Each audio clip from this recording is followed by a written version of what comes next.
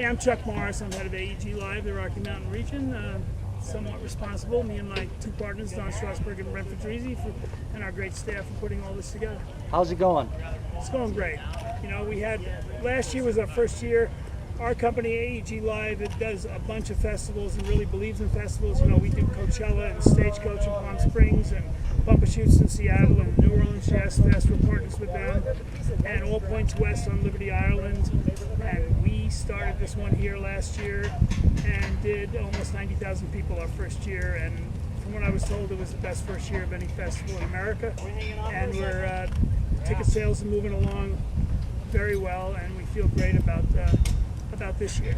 And frankly, we got great reviews last year, but the day after the festival was over, me and my great staff of people spent the entire winter trying to make it better, because you got to do that in our business or you don't survive. So we were our biggest critics, and we made a bunch of changes that I'll let Rob Thomas, our general manager of the festival, talk about more than I can. He knows a lot more than nitty-gritty of that. It's Wednesday and the festival starts Saturday. How are things looking today? Things are looking very, very well. Tickets have really started exploding. We've done 4 festivals so far this year, and tickets are very late, and I really blame that on the economy. People, you know, it's a tough time, and people are waiting for their last paycheck and scrambling to get together. We've had the biggest doors in the history of our festivals, like Coachella and New Orleans Jazz, and so we feel confident we're going to have a monster door, and feel we'll have another successful festival. We know we'll have another successful festival. We have sort of spread the music around a little bit this year. You know, last year we concentrated on a lot of, for those of you who might not know, AAA acts, adult acts with great acts: Dave Matthews, Tom Petty, John Mayer, and 46 other bands, or 43 other bands. This year we have some great acts like the Tool and the Fray and Widespread Panic. We did something different with Widespread Panic, which we haven't done, because their fans love to see them for 2 nights.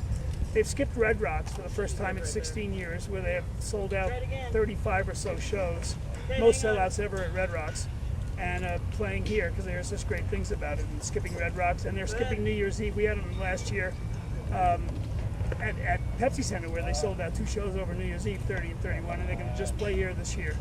So we're real excited about that. And then we have a bunch of the middle of our card, as they say, Incubus and Ben Harper and G Love and Big Head Todd. And besides the Fray, who've exploded in the last few years, we have a bunch of other Colorado bands.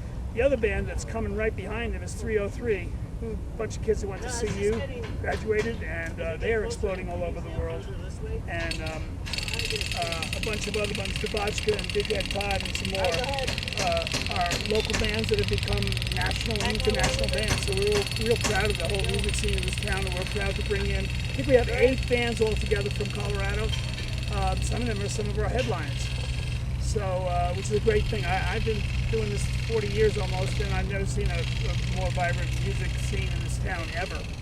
There's more great bands coming up. So, but we spread out our music a little because, you know, we had people calling saying, you know, I brought my kids, they had a great time, but, you know, I wish they had a couple of acts for some older people. So we brought in Buddy Guy, you know, one of the last living great American blues guitar players. We brought in India Ari, a girl actually from Denver who grew up here, who's a big R&B star. We wanted to, you know, spread it out and bring in every kind of music for all different kinds of people. We also had a lot of bands for the younger kids, you know, the Fray and 303 and Go-Go Bordello and a whole bunch of those kind of acts. So, you know, a lot of the festivals, including things like Bonnaroo, are stretching out their music because, you know, there's just so many headliners, and you really want to appeal to a broad base. And so we started moving in that direction, like about a lot of other successful festivals. But we feel great about the lineup. Our ticket price, once again, I always tell people, for each day you get to see, well, in 2 days you get to see 50 bands. We have music on Saturday from 11 till 2 in the morning with 5 stages, continuous music, and on Sunday from 11 till about midnight or 10 or 11 or so. And you get 25 bands a day. And for literally the same price you would most of the time pay to see one act at an arena in town with an opener you never heard of, you get to see 25 bands a day.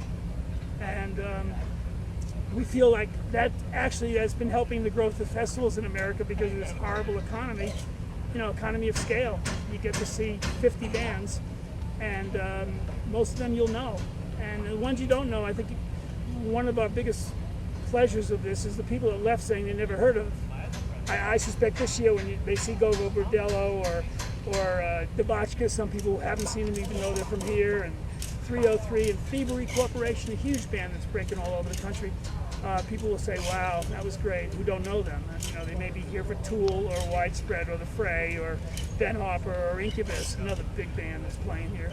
So we feel great about it.